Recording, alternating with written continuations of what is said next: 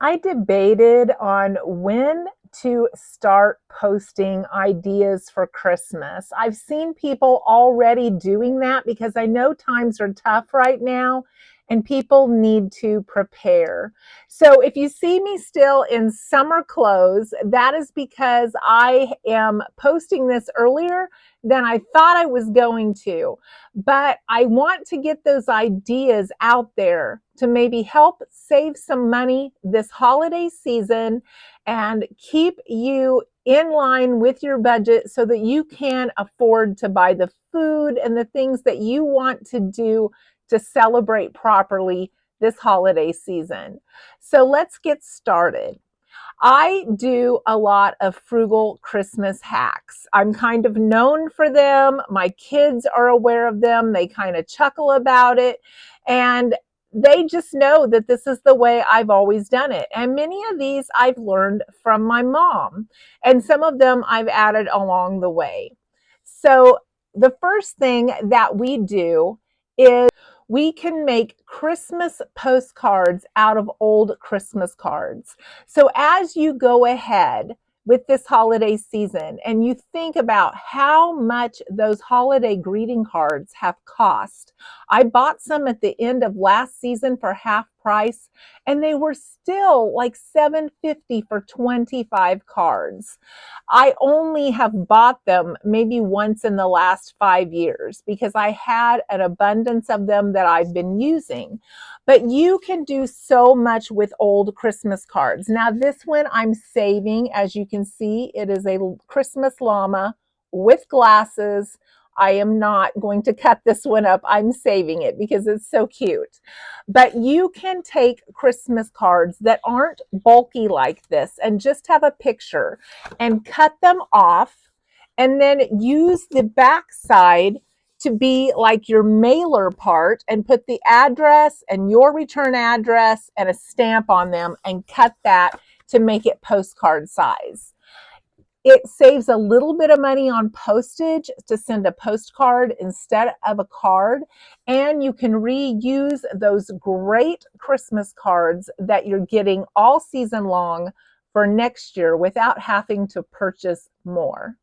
You can also use some of them that maybe don't work appropriately to send sideways or to send up and down, however you want it to look. And you can maybe, like in the instance of this one, you could cut the pieces out and make name tags. That's something that I've done with old Christmas cards, and I have a bunch of name tags from last year's Christmas cards that I'm going to use this year. You can also have your kids make the name tags by using Christmas stickers that sometimes come in with your name tags, and then you have all these stickers left and the name tags are gone. Just use some Christmas colored construction paper or maybe even some of the old Christmas cards that are pretty plain, and they can put a sticker on there and put to and from, and you can make a whole bunch of homemade name tags.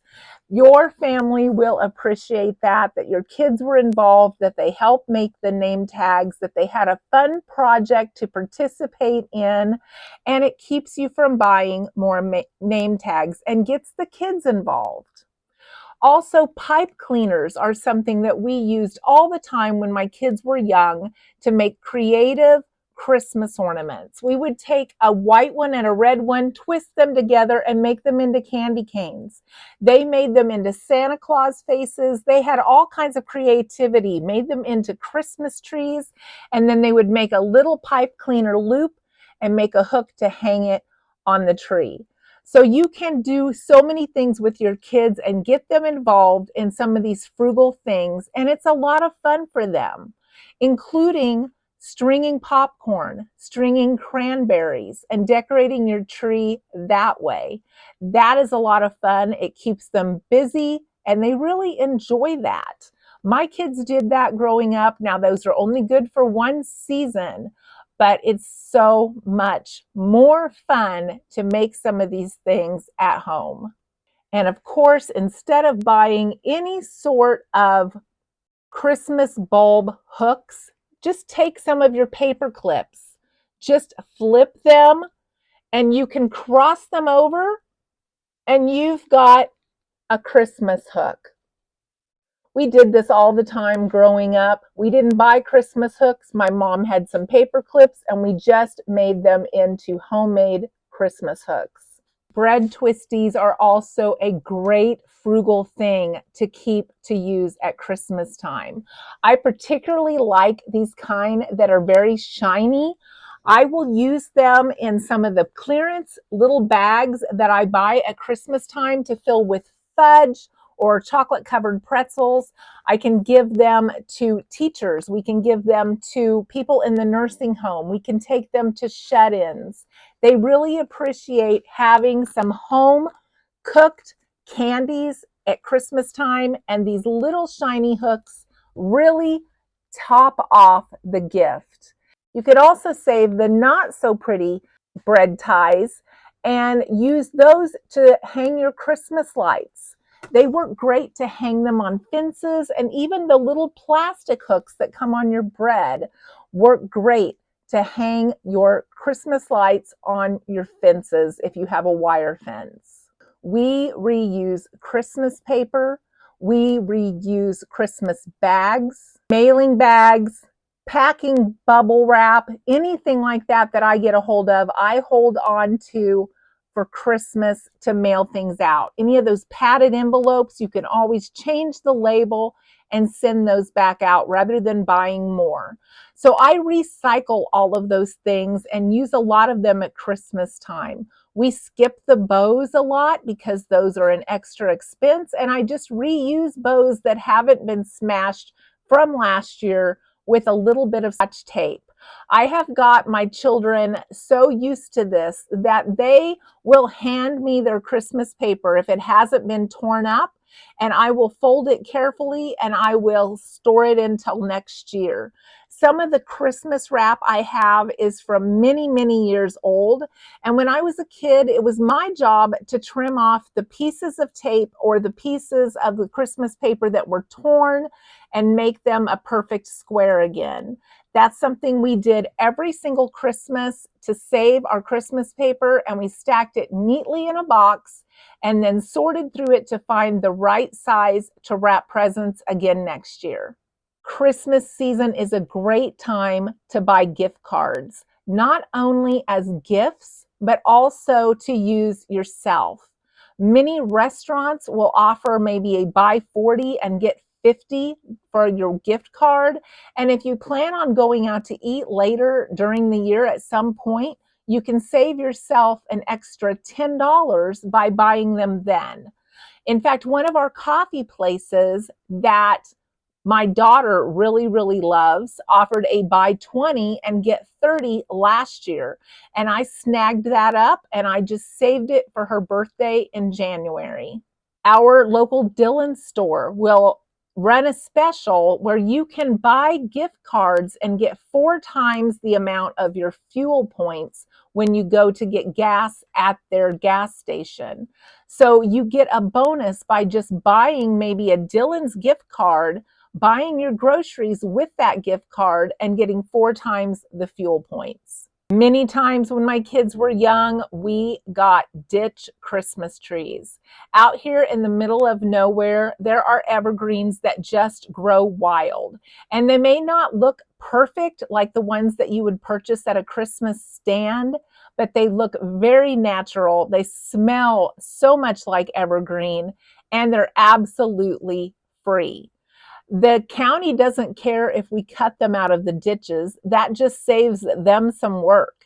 So if you're looking for a real Christmas tree and you live somewhere where you can do that, that is a great way to save however much real Christmas trees cost nowadays.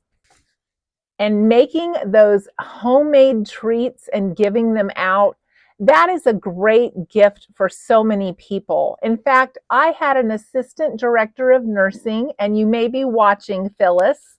but she used to make those little peppercorn candies. I think that's what they're called. And they're very tiny. And she would bag those up every year and give them to all of the department heads where I worked. And I always looked forward to those. They took a long time to make. They were very tasty and they kept for a long time. And some of those homemade gifts are the most special. There's also things you can ask for that will help you later on or make you have something more special later on that you wouldn't normally buy for yourself.